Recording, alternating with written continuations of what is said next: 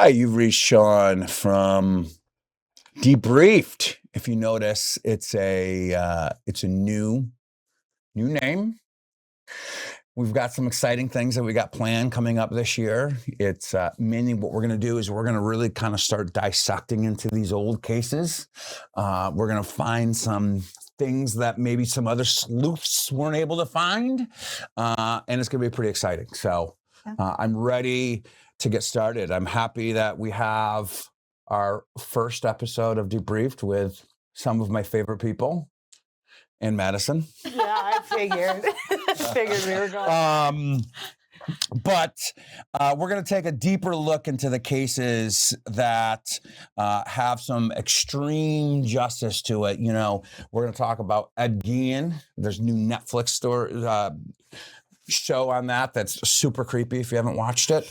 We're going to talk about Rodney King. If you don't know who Rodney King is, you probably are too young. And Google it. And then we're also going to be talking about the Night Strangler, right? Stalker, Strangler. I mean, yeah. I'm sure he did it all. He did it all. He should be called the Tooth Fairy because his teeth were terrible. Oh, they were so bad. They were so bad. So let's get started. The first one we're going to talk about, Rodney King. Love it. All right. So in March of 1991, Los Angeles resident Rodney King was brutally beaten by LAPD officers after a high-speed chase. An assault was captured on videotape by some bystanders. The footage sparked a national outrage, exposing deep racial and police tensions. So to talk about that is going to be Ryan Wheel. Ryan, what do you got? Hello, everyone. So Rodney King incident and the riots that happened afterwards, it's really prominent on my mind because I was living in LA at the time. My dad was an officer in the court systems, and it's a very important piece of California history and I think national history when we're talking about excessive force and just kind of bringing some of the police practices to light that sometimes people find themselves in, some of the situations they find themselves in. And I think Rodney King's case is a really good example of how something as simple as a DWI, a suspected DWI stop can go to something so extreme that it would cause national rioting. Yeah. I think that, when the acquittal came, because I think what caused the riots is really important to know is that these 4 officers that were involved in the beating, they were acquitted in April of 92. So about 1 year later. Yep. And it sparked a really massive outrage in California because, across, especially people of color, had really, really bad experiences with the LAPD. Yeah. So there's a lot of mistrust because there's a lot of violence. I mean, so people had to deal with that. And the workforce was predominantly white. Yes. And there was a lot of tension sort of interrelated with that, with just even California's economy. Like we were talking about the causes of the riot itself. Well, there was already existing tension. There's a riot like 40 years before it in Watts, was another famous kind of a racially motivated riot, but there's a lot more to it. Yeah. More to it. So what led to, I wasn't alive for the Rodney King. Jesus. I wasn't either. I'm a young one, but I don't really understand I wouldn't understand it anyway, but what was, I guess, the officer's reasoning for, did they claim that Rodney King was using force to them? Or? So let's take a step back. So he was pulled over. He was on a high-speed chase. Yep. He had been drinking at a friend's house before. He'd been drinking at a friend's house. He was on a high-speed chase. I believe it was like 8 miles in LA, 120 miles in LA, which is a lot. Yeah. So they eventually caught up to him. And then I'm going to let Ryan continue the rest of the story. 2 officers initially approached Rodney while he was under arrest at that point. They had guns pointed at him. He was complying at that point. I think at some point there was some resisting with him going down, like he didn't want to get into a prone position to be cuffed or something. He was drunk. He was drunk. He was being annoying or something. That definitely nothing that rises to the level that should spark the anger and brutality that you saw with the Yeah. police. Basically what happened was 4 officers were primary aggressors, and they came in, they hit Rodney with their batons over 50 times. Wow. Kicked him. Kicked him and hit him with their big steel, Yeah. the big Yeah. When he was already down. He was already down. So 50 times. What were his injuries? Extensive on his face. I think he had a cracked jaw. I don't know exactly what all of his injuries were, but he was pretty injured. They had to transport him to the hospital and everything. And it was caught on video by an eyewitness. So basically this eyewitness video showed 4 cops beating him senseless, and then 11 police officers on the scene Watching. Just letting it happen. And Yeah. that was what was, I think, one of those things that is so scary to me is that, when police officers see other police officers not doing the right thing, the Rodney King incident shows us we can't really trust them to do that in every instance. Well, you've got the old adage, you've got, a few bad apples, damaging it all, because I know a lot of really great police officers. And honestly, they have a really, really, really hard job, right?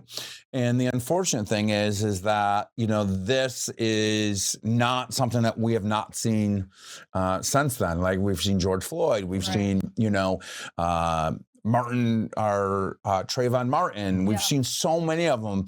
And honestly, the unfortunate part is that it's been going on the entire time. You just got technology, you got, phones and cameras and everything. That now you're able just to start to visualize it. So let's talk about, so they were arrested. The police officers. They were arrested. They were indicted. They went to trial, right? And they were found not guilty. Yes, I think a really important note to mention about the state trial is that the defense attorneys in there, they got the venue changed. So it went from a community of a Black community to a predominantly white community in East Ventura, California. Very important factor. Very important factor. So the jury came back, and this jury acquitted all 4 officers. It sparked enough outrage where the Republican president at the time, George H.W. Bush, pushed for the Justice Department to investigate. And that's where we saw federal charges against those officers arise. And they were convicted of federal civil rights violations. And what happened to them as far as that aspect is concerned? They got sentenced to 30 months. And I think the 4 cops that were the major aggressors got sentenced for 30 months in prison. I think that they did work camp though. So they were able to kind of do a diversion type thing. Got it. And in fact, the prosecutors appealed the decision by the judge for sentencing. They actually had asked the Ninth Circuit to give him harsher sentences. Oh, they did? Yes. And the Supreme Court overturned the Ninth Circuit, who said they should have. So let me ask you this. Let me open this to everybody else. Is obviously you weren't around for this. No. Have you heard about this? No, not really. Oh my God. Oh, and I'm so sad. That's so sad. I mean, probably good, but sad too, because it's something so major. Why do you think that, if you've seen the video, and we'll show it on the screen, and we have shown it on the screen, it's so jarring.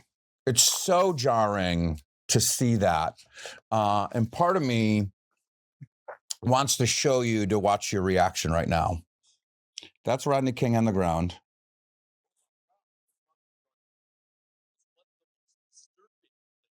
He's laying on the ground. Oh my God. Oh my God.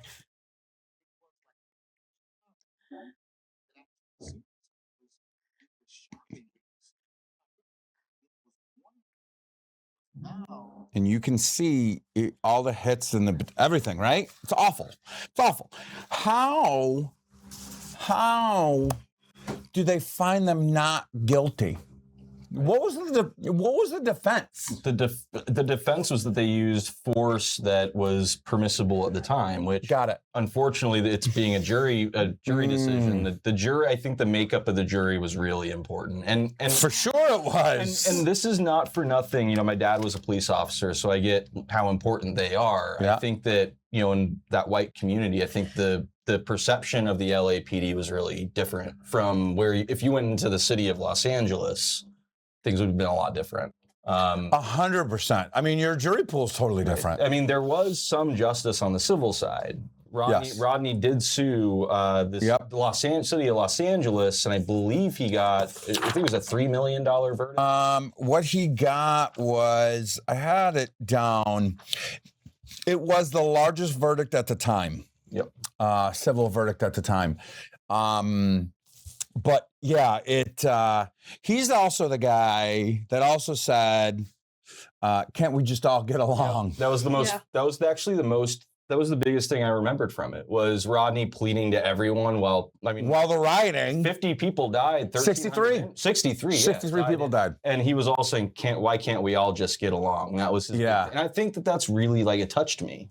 Yeah. You know, like, it touched me on a human level. Yeah. So I think I remembered that my entire life. Yeah, and you know, he's I remember it like it was yesterday, because he's got the swollen eye, and he's like, let's just all get along. And you know, the whole story is kind of really sad, because you know, he ended up dying. I think he was at the age of 47. He ended up dying of an accidental drowning because he had drugs and alcohol in his system, and he never recovered. I mean, obviously there was probably problems before that, but you know, for me, you know, this is the power of empathy, is that, you know, obviously he was doing something he probably shouldn't have been doing. Like, we won't deny that, but it doesn't deserve to be what I just showed you and what was on the screen, to be treated like that. And you have the opportunity to change somebody's life in that moment. Maybe he has an addiction problem. You could have helped him with that addiction problem, right? Where now you've just kind of ruined this man's life. And you see that a little bit. You see intervention services, like mental health counselors in New York will come if there's an incident where they think it's a mental health crisis, or, you know, you have a lot of options now that didn't exist back then. So things have changed a lot, I think. Well, and I also think a case like that, or, you know, we could talk about many of the others that Sean mentioned, it kind of wakes up. I know for me personally, I've never had a bad run-in with law enforcement or anything like that, but, you know, it wakes you up to realize that, you know, people of color are experiencing moments like this that I've never been through, or probably never will go through. Right. And that's something that they, you know, unfortunately have had to navigate for such a long time. And it's just so eye-opening to see, you know, Rodney King laying there and going through something like that, you know, a man went through something like that. Not to say that anything that he did was justified, but the consequences that he went through did not fit, you know, what he... Yeah, he essentially got a death sentence. Yeah, no one deserved how he was treated. Yeah, no one. And I think that that's, you know, respecting someone's dignity when you're arresting them, I think that's so important. Like, if you're a law enforcement officer, you know, that's a human being that's on the ground. So it's important. And I think that it wakes people up. These events, as bad as they are, they do wake people up. Like, there were a lot of changes in California. You know, there was a Christopher Commission that was formed. They decided, well, we got to deal with economic inequality, because the fact that people are fighting over very few jobs was what was causing a lot of the racial tension among different groups who thought, well, they're taking my jobs. They're taking my jobs. Well, it was a really complicated economic situation in LA, and they needed to fix that. And they reformed the LAPD. Like, they actually really did take a serious look at what they were doing with transparency. Daryl Gates. Yep. So things improved. Like, and they're not like perfect, but these horrible incidents, you know, hopefully we can grow from them and see, you know, what can we do to prevent them in the future? Yeah, it's tough, because, you know, as a, you know, we're all up here, you know, privileged, because we are white, and we don't have to worry about, you know, if we get pulled over, are they going to make assumptions and do all of those things, right? You know, so yeah, it's an important case in our history, and I'm sorry you're just learning about it today. It's important to learn. Cool. Next case, we're going to switch things up. We're going to go from Rodney King to Ed Gein. Oh, yeah. If anybody is on Netflix, there's a special on Ed Gein. It's called Monsters, Ed Gein. If you watch Sons of Anarchy, the Jax Teller on there, who is fantastic, and Sons of Anarchy is so great. I wish it came out now so they can use a little bit more cussing and maybe a little bit more cleavage than it did back then. But Jax Teller actually plays Ed Gein in this, and he does it so great that you would. It took me a minute to be like, wait a minute, that's Jax Teller? It's fantastic. So you know that he wore like a prosthetic thing on his eye because Ed had like a little slanty eye. So he wore like a little prosthetic. Mother? Yeah, he wore a little prosthetic. And yeah, he's fantastic. So let me give an overview of Ed Gein. In 1957, police entered the Plainfield, Wisconsin farmhouse of Ed Gein and uncovered horrors that redefined crime in America. Gein had exhumed corpses, created furniture and masks from human remains, and murdered at least 2 women. He was declared legally insane. He was confined for life, but his crime gave rise to the myth behind characters like Norman Bates and Leatherface. And Buffalo Bill. And Buffalo Bill. Tell us more about Ed Gein. Yeah. Definitely before my time, thank goodness, or else I'd probably be locking my doors every 5 seconds. But a little bit about Ed was he grew up with just his mother around. His dad wasn't around. Apparently, he was struggling with alcohol issues, and he had a brother. But the mother was deeply religious and very abusive in a way of like emotional, mental abuse. That bitch.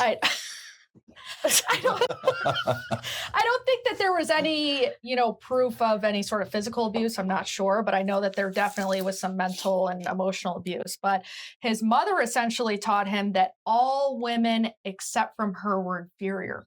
And he grew up thinking that he couldn't drink, he couldn't, have sexual relations with any woman, he couldn't go out. He was very secluded.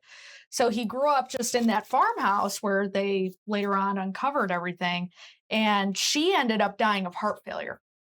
And that's kind of when his psyche really took a turn because the woman who was everything to him was suddenly gone. Yeah. And it ended up being where that's what sent him into a spiral. And he started from that point on. It's called a psychotic break. Yes. He started then robbing graves and really targeting women. When you say robbing graves, let's take a step back, though. Don't minimize this. Okay. He would go to graveyards and look for names. And it was a small town, Plainfield, Wisconsin. So he kind of knew who everybody was. And he would look for women's graves that looked like his mother. And he would dig up graves that looked like the names? No, like if he said, Jane Doe, and he's like, she was a brunette. She looked just like. Oh, she looked because she knew he would know them because they lived in small town. Looks like mother. He would. Yeah. Oh, mother. That makes sense now. Yeah. Like I get it. He's trying to bring her back. That's exactly what it is. Oh, poor Ed Gein. I know it's actually a really sad story. So he started actually digging up the dead bodies and would bring them to the farmhouse. And what they uncovered in the house, I guess, I can't even imagine being one of those officers, but they uncovered lampshades made of human skin, bowls made from skulls, furniture upholstered with skin, masks with faces. And I guess later on down the road. Talent. Yeah, this guy's got some talent.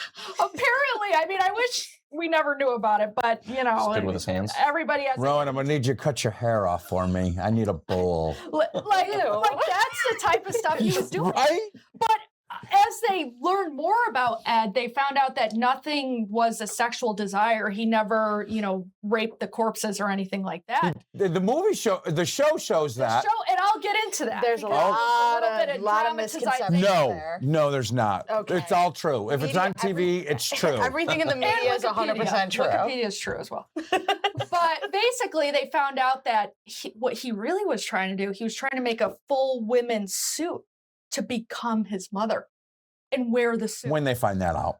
When he was arrested. Oh. And he actually. He said it? Yeah. He said, I'm trying to make a suit of mother. Mother. Yeah. Okay. This isn't funny, but yes, he was trying to, he would put together like, hey, a face from this body and a leg from this body, and would mainly take the skin and he'd sew it together. I mean, they're not doing anything with it. I mean, you still can't. I still think clearly it's illegal. Yeah. Wasn't part of the fascination too, though, like because the mom was so like anti any other woman except me, he had a weird fascination with women and like the female body and things like that, and he was like transforming himself into a woman technically. Yes, there was a lot of speculation back at the time that maybe Keyword speculation. Viewers. Yes. That means that it may not be true. There's a lot of speculation at the time that maybe Ed was a cross-dresser or wanted to be transgender or something like that. But I don't think he ever confirmed that through his confessions or anything. I think he just said he missed his mother and wanted to become his mother. Wish she could live in her own skin, right? Yes, he wanted to literally live in her skin. All right. So so talk about the sex thing. In Netflix, he has sex with his mother, right? No. Or the corpses. The corpses. Yes. Okay, sorry, I was creeped out. It is. I will say, Ryan Murphy is a very, very good director, but it was a very hard watch. It was very hard to get through, but I think a lot of the parts were very dramatized, like in the show where he was dating that girl. Apparently it was the one he got married to? Yeah. Okay. Yeah. Well, apparently she was just a 55-year-old woman in Plainfield. He had never had any sexual relation with her or anything. And then I know the whole thing that I really took away from the show was when they were showing the splices of the making of Psycho at the same time. Oh, yeah. It was so confusing. Yeah, because you're like, I'm like, what am I watching right now? Yes. Yeah, so they were showing the splices, and at the end, it kind of all tied together because it made you feel like when they showed an adaptation of when Psycho came out and the movie theater was completely sold out. And everybody was horrified and it was disgusting, but everybody kept paying to go see it. Yes. So the real question is, obviously, based on what we know about Ed, is that he struggled a lot with a lot of things. He actually was diagnosed with schizophrenia. Yeah. But is the real monster somebody like him who obviously had a lot of mental health issues? And that's not excusing his crimes by any means, but are we the true monsters watching Psycho and all of these movies and even monsters on Netflix? We're all feeding. Nope. There's nothing wrong with us. There's nothing wrong with us. I mean, but like you bring up a very interesting point, right? I fall asleep to Dateline. Yeah. I need to hear about someone's death. That's terrible. To sleep. That's a terrible way to phrase that. But I get your point, though. But no, I hear you. But like it's true crime. We're talking about it, right? Yeah. It's so big and it's so fascinating. And here's the thing. I don't think it's because he did all of the things that he did. I think it's just so powerful, the mind, because it's like I watch these things and it intrigues me to get into the thought of why and how and all of those things, because I'm like, I couldn't imagine killing anybody, right? And the guilt and all of those things that come along with that. And these people do it like there's no empathy, and the emotion of how the brain works on the humans is what is totally interesting to me. Is your question more about, is there a net gain for society? Like, are we really just exposing the worst sides of our conduct for entertainment, like the exploitation part of it? I mean, there's some people that I will say that you just read online where they dramatize or they kind of romanticize these horrible monsters. And that is where I think is okay. But from the standpoint that Sean said, where it's like, us humans naturally in nature, we're very curious creatures, and we fear the unknown. And the unknown is, how could somebody commit a crime like this? How could somebody treat a deceased person this way? Yeah. So it's very hard for us to understand. So watching a show like Dateline, Criminal Minds, even Monsters, all of these shows, it's for us to just say, maybe just educate ourselves. There are people out there that are capable of something like this. And I don't think that Ed Gein was somebody who quote unquote got off on something like this. I mean, he did in a sense, but I think his mental health really pushed him to that point. I read that women who wear red are most likely to become serial killers. Well, that's Ted believe Bundy. Ted Bundy's zodiac sign was a Scorpio, and I'm a Scorpio. You're two boxes checked already. But I would never drive a Volkswagen Beetle. Okay. Because That's I where feel we like draw the that's where line. I draw the line. If Rowan asks to go to the basement, don't do it. Yes. You're not safe. Keep her in front of you at all times. Yeah, seriously. Cool. Is there anything else about Ed Gein that we want to talk about? I thought it was super interesting though. He actually he was charged, Yes. and then he was actually found not guilty and spent a lot of his years in a mental facility. So what happened was they charged him, and then they found him, not fit to stand trial. So he didn't stand trial for years and years. Yeah. And then they found him, okay, you're competent enough to stand trial. Then they put him on trial, and then they found him guilty of reason by insanity. So then he lived the rest of his life in the mental facility and was diagnosed with schizophrenia and all those things. And I guess the mental facility had, because I did some more research on it, and apparently they said that he was like a stellar patient, that there were no issues with him. He always took his meds, never caused fights with anybody. There was nobody dead around that. Maybe that's a good point. Is maybe he just needed mental health. That wasn't accessible. I was about to say that, right? It's like obviously we're not saying it's okay to go out and do the things that he did, right? But like, if there's mental health problems, get checked out, right? Like, because that is scary. Because as soon as you get the medications there, those urges to want to be in your mother's skin may go away, right?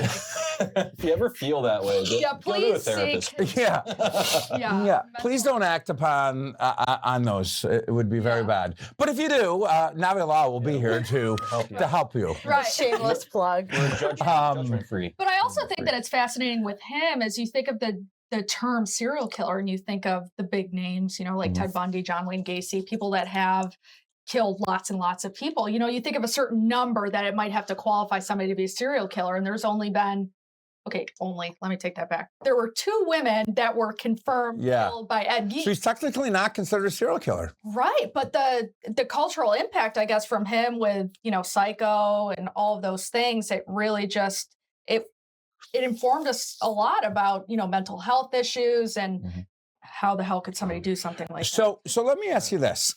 Quick question. Did anybody know who the hell Ed Gein was before the show came out? Yes. I'd heard the name. You're psycho. I thought that he was like a necrophiliac, though. I thought he was. Wait, is that the term? No, actually, you're right. That's the term. Yes. I thought he was. On another episode of Debriefed, necrophilia with Rowan. Oh my God. I'm not co-signing on that. But that was my interpretation, was that's why he was digging up the dead bodies. I had no clue who he was. Yeah. And then I'm like, all of these things are based on Ed Gein. Like, I got to learn more about this guy. And honestly, the show did not help me with that. It was between the psycho and the skin and all of the creepiness. It was very difficult, but it was very well received by a lot of other people. I feel like shows like this can be, yes, entertaining, but they can also be harmful if that's going to be the only way you consume facts about a case, because there are so many things in the Ed Gein, show that they put out that are just simply false. He never helped catch Bundy. He never killed all these women. Like, it was a confirmed 2. There was so much speculation and they couldn't get answers out of him because of his psychotic breaks. He didn't even know. Yeah. So there's just, it's also. But here's the thing, though. Do your own research. Yes, always do your own research. You can watch the news and you can get wrong information, though. Yeah. Right? So, very, very, very interesting point that you make up is that, like, it's for entertainment, people. Yes. Like, take it for what it's worth, right? Enjoy it or not enjoy it, whatever you want. But, like, don't go out there and be like, oh, my God, did you know Ed Gein did this? It may not be true. Yes. Mother. I feel like parts of the show, like just his voice, which I did some research on that. What's the guy's name from Sons of Anarchy? Yeah, I just know his name in there is Jax Teller. Yeah. Oh gosh, why can't I think of it? I'll find it. Hunnam. Oh, yeah. Wasn't it Charlie Hunnam? Yes. Yes. Okay. Yes. Good job, Rowan.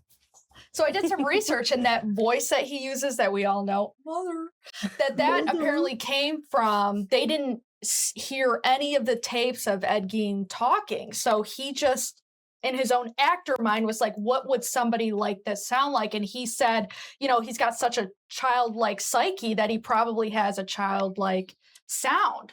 So that's why he started talking like that, because Jack's telling me I have some bodies in his basement based on that, because it's perfect. I know. It's perfect. Crazy. It's crazy.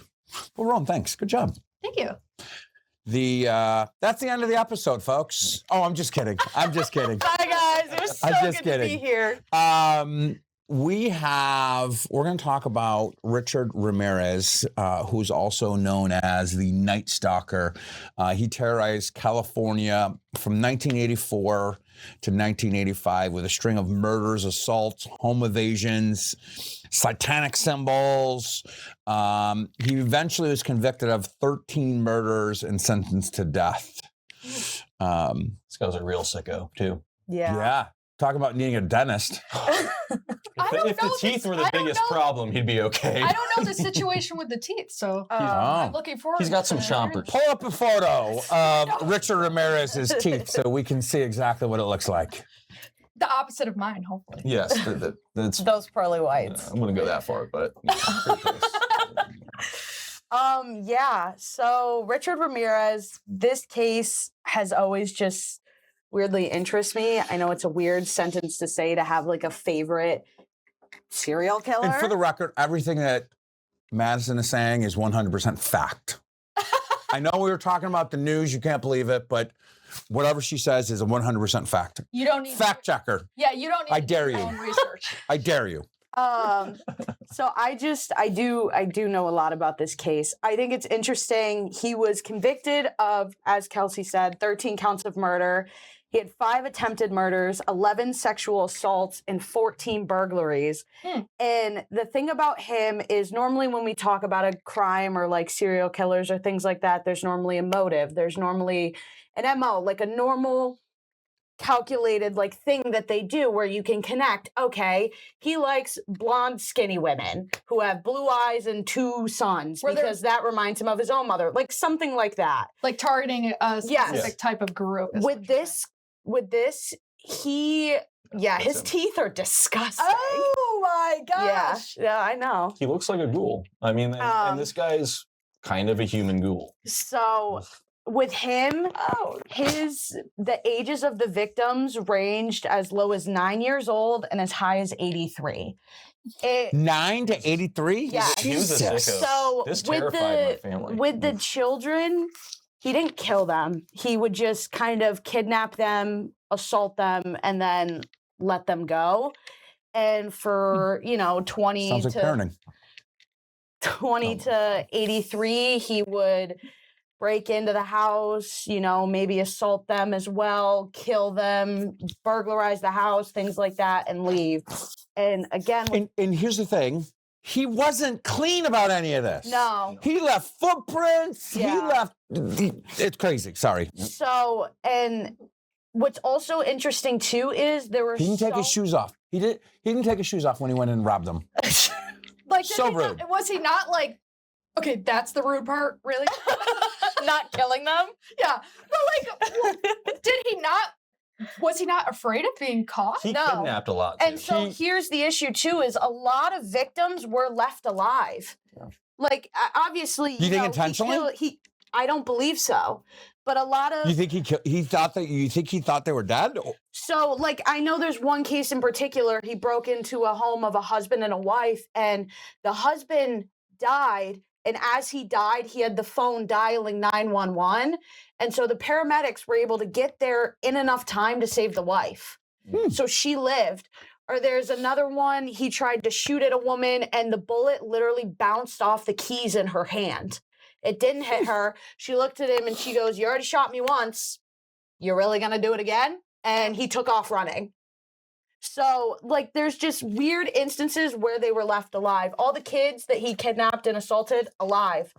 So there's, I tell you, though, it was a metal key. There's no one that made LA more afraid. Like my mom still has. Other than the LAPD? No, between the LAPD and the Night Stalker, the 80s and 90s weren't a good time for LA. But like, explains a lot, Ryan. I know. That was my era. But yeah, no, he would terrify everyone. Yeah, because there were anyone could have been a victim. He was sloppy, and it could have been anybody. Could be your kids. Could have been Danny. So, smile, Danny. Oh, okay.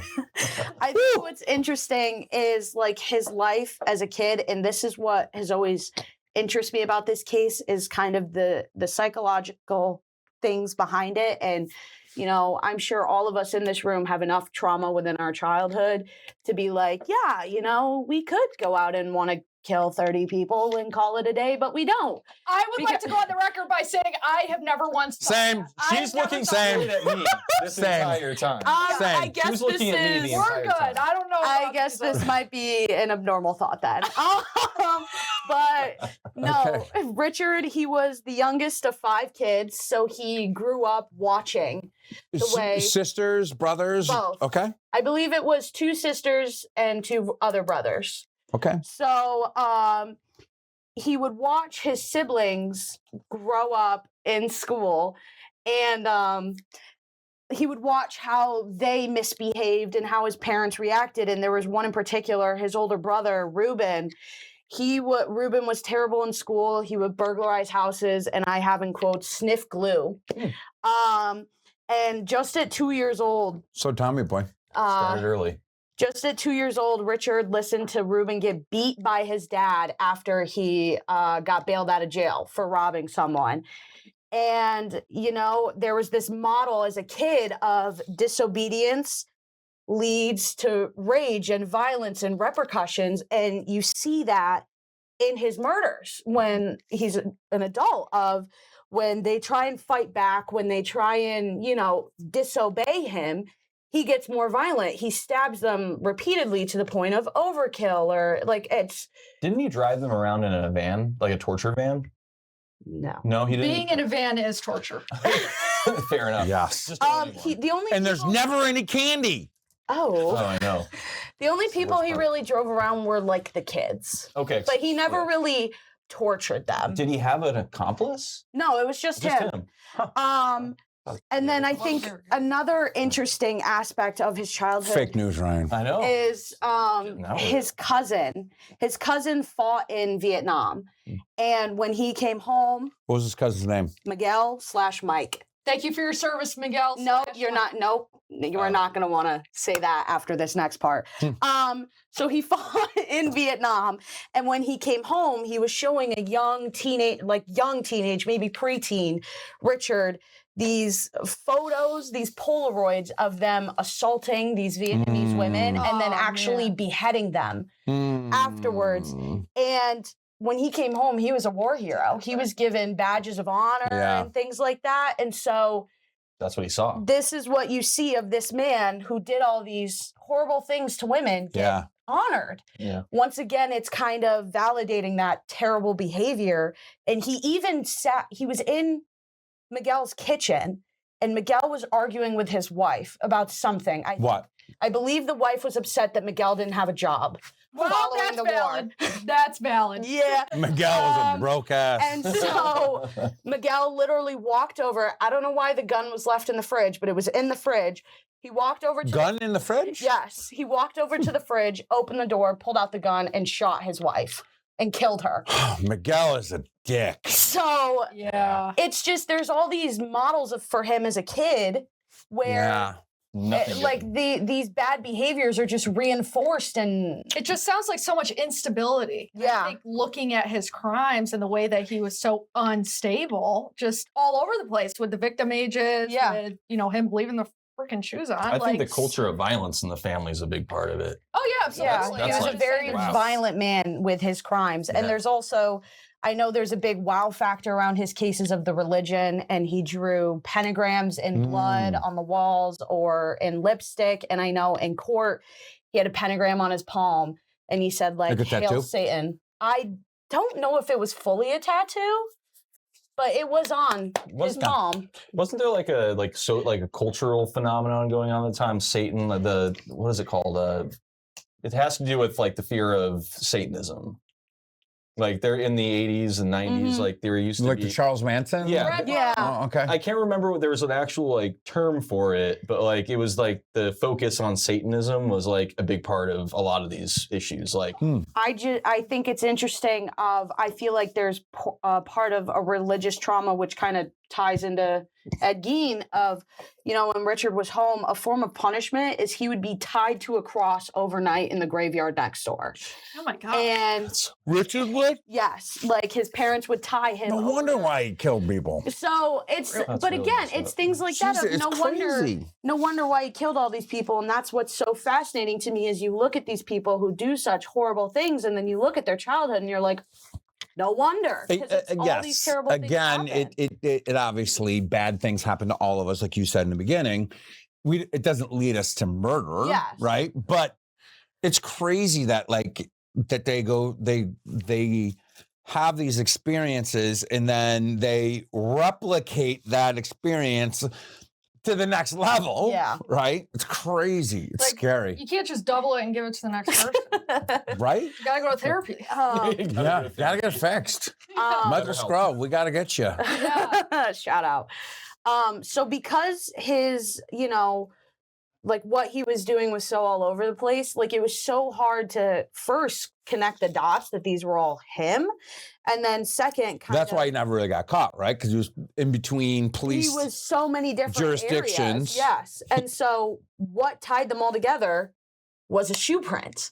Damn, I thought it was gonna be the teeth. No, but the teeth do come back into play. Okay. No, it was a shoe print. They found, outside of the window where he lifted the window to go in and kidnap a kid, in the flower bed, a shoe print, a bloody shoe print on a sheet, a bloody shoe print, or a shoe print in wet concrete, and they just start seeing these, and they kind of correlate, and they're like, "Oh my God, this is the same size shoe. This dude has been in all these spots," and they 9.5. It's 11.5. it's my son. And so what it ended up being She knew was I told you I know this case so well. I feel like a nerd. It was in I'm gonna pronounce this wrong. Avia shoe, I believe is what Avia. Avia. Thank you. AVIA. And the detectives on the case met with the creator of this shoe in Portland, Oregon, where they looked at like samples of shoe soles, and they were able to figure out what type it was. Then they were able to use spreadsheet sale data to find that, on this date, they only 5 or 6 of these black shoes entered the US because they knew it was black from those people who stayed alive. And then 5 of them went to Arizona and only 1 pair went to LA. Oh. So they knew Dang. this one guy had this 1 pair of these black shoes. It's pretty And impressive. it's just, It's crazy. Wild. Back then. Yeah. Like today, it'd be like, oh, no big deal, You right? Pull up the Excel spreadsheet and have Yeah. AI search through it. Yeah, Yeah. of course, right? This is like so, totally and then different, and he was also good. He always wore gardener gloves. They never found a single fingerprint at the scene of the crimes. And he would make himself comfortable. He'd make dinner, he'd have a snack, he'd steal their stuff, like weirdo. But they never found a print, nothing. They probably also didn't have the technology because if he's No. in the house cooking, Yeah. they gotta be able to get a fingerprint. Well, this Come is on the now. 80s. Grabbing the olive oil, there's a Yeah. somewhere. EVVO definitely Yeah, gets the. Yeah.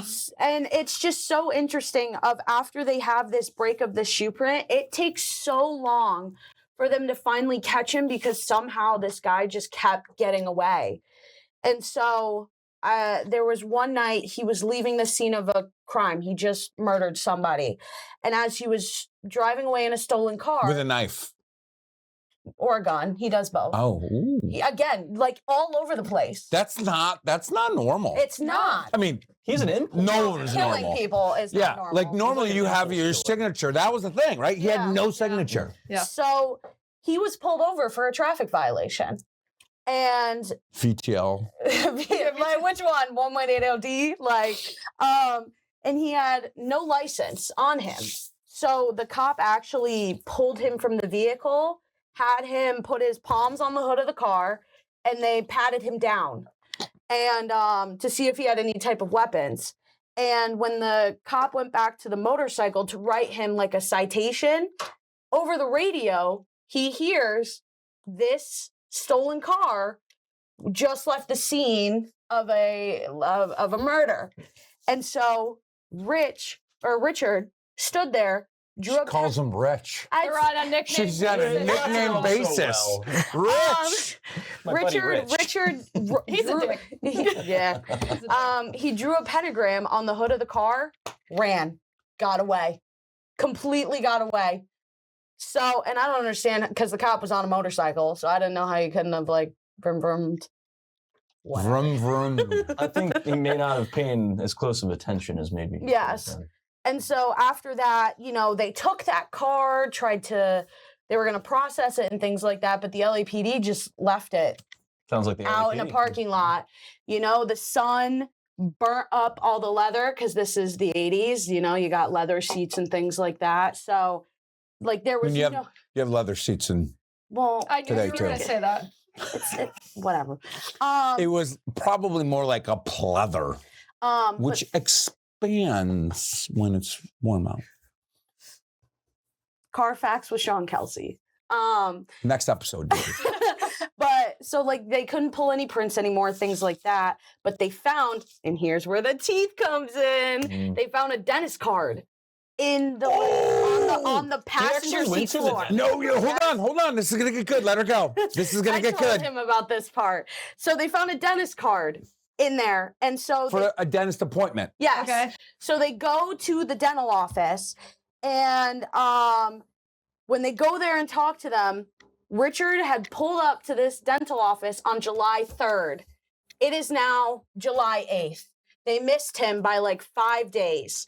So they pull up his x-rays and they're looking at it, and the dentist is like, he's gonna be back here. He has some type of impacted tooth. He's going to have a lot of pain. He will be back.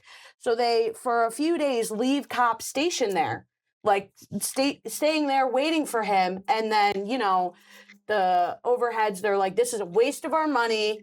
So the LAPD puts a burglary alarm in the dental office. Like, so, you know, because the guy who's been getting around all those fancy alarms and then all the other people's houses. Well, no, it's an alarm so that like they hid it under the table. Like a bank alarm. Like the bank Yeah. alarm. Yeah. That makes so much sense. So they pop that in there, and the very first day. So they leave. Yes. Install that. They're gone now. The Next day. very first day after they pull the officers from in there, he shows up. They're hitting the buzzer, 10 p.m. that night.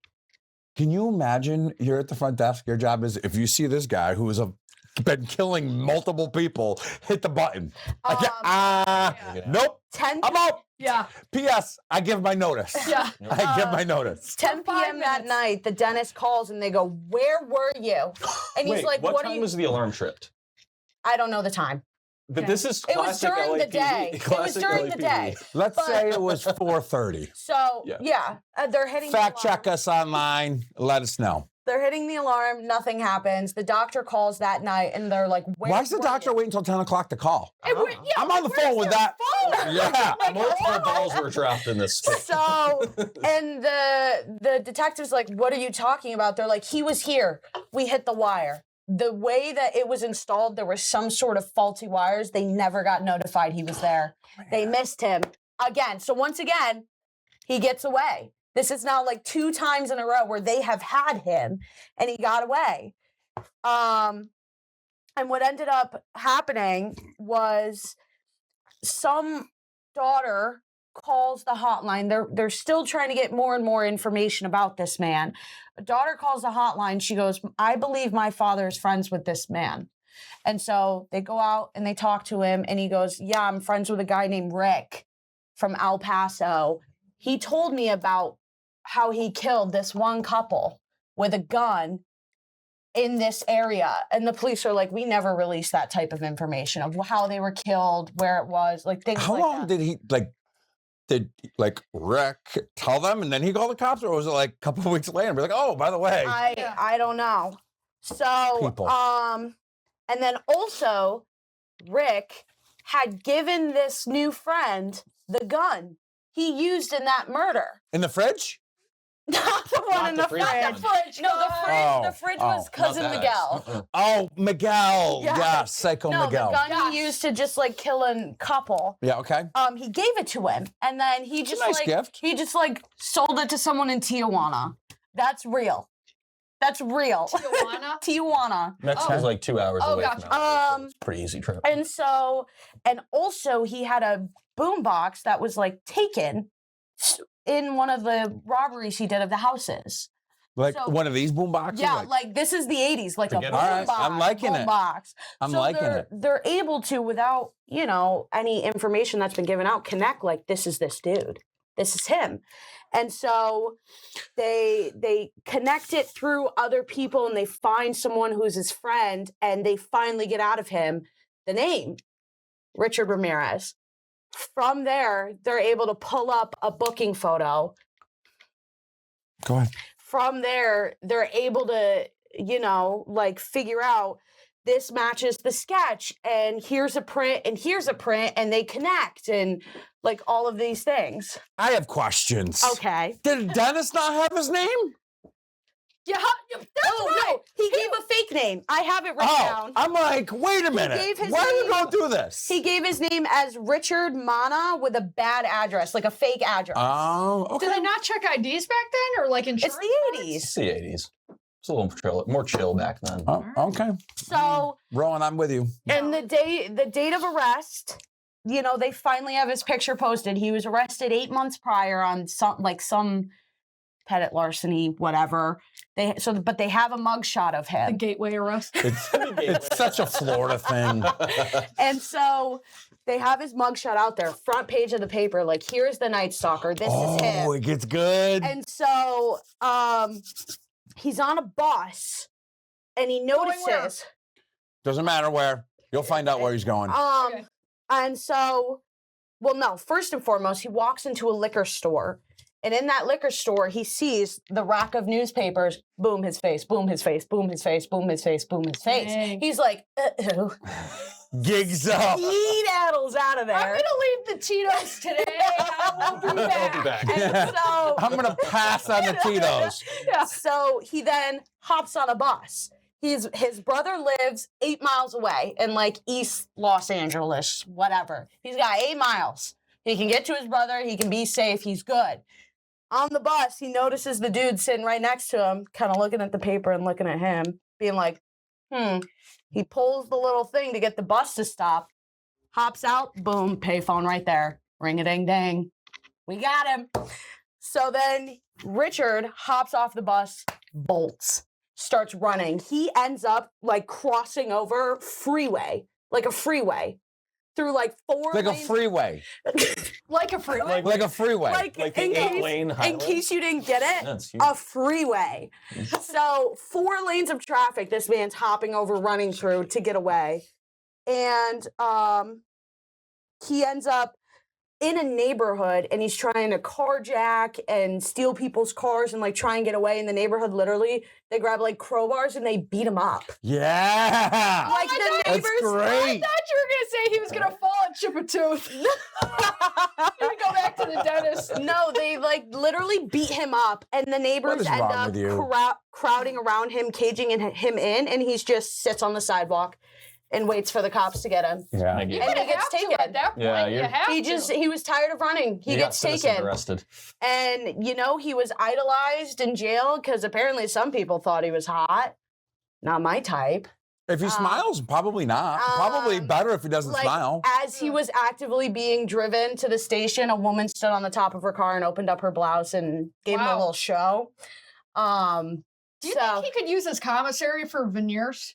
Oh, maybe. Maybe. Can you, Well, can he you is- get that kind of stuff in jail? He is train in enough. fact. I mean, he's not that bad. Did he get veneers? Yeah, maybe in I prison. think he got teeth. He got You got his new teeth chompers. done. Like he's got a good jawbone. but he has like those dead eyes. He looks I mean, because sickly. he's dead-eyed. Yeah. So, he did end up dying in jail from, I believe, Cancer? some form of, I believe, lymphoma. Yep. Did he do life? Did He get was the gonna- death he He, penalty? was got the sentenced. death penalty. Yes, but he didn't even get. He to died make in it. Quentin. Dang. So that case is just the way it was so hard to connect it, the way they were able to connect it, those so many missed opportunities, what happened to him as a kid. Like, I've just always been so fascinated by this case. What was the time span before the first time they tried to catch him and when they actually did? Was this like months or years? Yeah, or days? yeah, that's the question I want. Like, the setup at the dentist until he got caught. How many days? I believe, and I could be wrong, Prove it wrong. I believe we're looking at 1 to 2 weeks. Okay, so let's say I believe on the light end, it's 5 days. Did he kill anybody in the 5 days? Yes. He did? That's crazy. And by the way, the LAPD has been known for incompetence, and like this was one of those cases they really dropped the ball. Yeah, with Like, the whole it's car a and really the good prints example. and the wires. And the thing. Crazy. That's crazy. Yeah. Tyler. Why was he doing the symbol things? Did The we ever find pentagram? out? Yeah. So when I had to do my research paper on him, I read a book by someone who interviewed him in jail. And he kind of talked about, he had all these religious aspects of a kid and of, praising God and, serving God and things like that. And then as he got older, from his cousin and things like that, he started having all of these perverse thoughts of, I want to do drugs. And he had drug use, all around him of heroin and coke and things like that. And I want to hurt people. I see the way these women were hurt and I want to do that. And he's like, well, God wouldn't accept me for that. But you know who would? Satan. And so there flips him into this whole, devil worship and pentagrams and things like that. He probably got it from Miguel. Probably. Who keeps a gun in the fridge? Miguel's keeps not a a gun good in the dude. You don't keep a gun in a fridge. Yeah. What is going on? Yeah. It was Get a bigger. safe. It was satanic panic. Yeah. It was that period of time where like even like anything in the subculture came out, and Richard Ramirez is a part of that for sure. He fueled the fear of like Yeah, with Charles Manson and Was this all at, of like, that. the Yeah. Dungeons and Dragons, a whole bunch of the other satanic stuff. Was this the same time as like Manson, or was it like a little bit? It wasn't a little bit. Well after Manson. Yeah. Yeah. This was the 80s, like 84, 85. Like 15 to 20 years after. He didn't even do this for like that long. I believe it was the tail end of 84, and then I believe he was caught in either July or August of 85. Hey, let me ask you this: which case of the 3 that we talked about is most disturbing for you? Go ahead, you Ryan. I'm going to stake mine as the most disturbing because it's the most applicable. I think that most people might. When you say mine, I mean, I think a lot of people have. you mean Rodney King? Rodney King, the Okay. Rodney King case, because I think it's way more likely that you're going to have a traffic stop go haywire than a serial killer killing you. I think the lessons Let's learned hope. from it are more broadly applied, but that's the only reason I think society learned. from it. Yeah, I actually agree with you, but I agree with you from a different perspective. And again, I'm not trying to take away from what Richard Ramirez and Gein did, but there's clearly all of these influences that created the monsters, right? And again, not okay, right? What happened with Rodney King was people that was supposed to be upholding the justice. And that to me is why it's the most appalling one in the group. Now, it's not the most scary, right? Like obviously Gein taking bodies and going over there. I'd rather get beat by a cop than run into Richard Ramirez. Again. On our next podcast. But yeah, 100%. Yes, but to me, you're dealing with, and again, I'm not saying that the police don't have medical or mental health issues. I'm sure they probably did. To beat somebody like that, you can't be all that stable from there anyways. What about you? I'm going to agree just because. That's it. She agreed. Okay. Mark it down. Recorded. No, I'm just kidding. No, I'm going to agree just because, it's so common for cases like the one I talked about or the one Rowan talked about to be one-offs. Unless you have copycat killers, they don't really repeat. and what happened to Rodney, we've seen it within Yeah. our own history of recent years. It happens again and again and again, and it's just when You does see it it every stop? decade, right? Like you see it every decade, and that's the sad thing is that we're still learning. We're still trying to figure that out. Ron, what's your thoughts? I'm going to give you the last words. Oh, wow. Have it be like the toast at the holiday party where it goes on and on. I watched back the video and it was only 2 minutes and like 30 seconds. So It felt like 45 minutes. it was debrief. Okay. Oh, snap. I would say, I don't know, it's tough because all three of them are just horrifying in their own rights. I mean, Richard Ramirez, a 9-year-old girl, like, you know what I'm saying? Or even an 80-year-old just going on rampages. Like, you're just having dinner with Scary, dude. Yeah, that he's just breaks in your house. Oh my gosh. Cooks dinner. And then at Gein, it's like, right. Like, At least cook dinner first. like I was saving that. You know what I mean? Yeah. And then you've got Ed Gein where Ed Gein is probably the most that I cannot understand. Like how somebody could do that. Like, I mean, dead bodies is just insane. And then Yeah, can you imagine? It's gotta be dirty and gross and it's just like- smelly. and it's like It has to be your thing. You think he smells like mothballs? No. Probably worse. It smells like dead. they rotting said that his flesh. house was just like horrific. Probably It smelled was like a just tannery. like, Like one of those- ugh. Stuff everywhere. Nobody cleaned up because his mom had done all of that. Yeah, of course. Gone. And the girlfriend or wife in the movie didn't exist. Right. She came in Yeah. clean, but she Yeah. didn't exist. She didn't even exist. But I would say,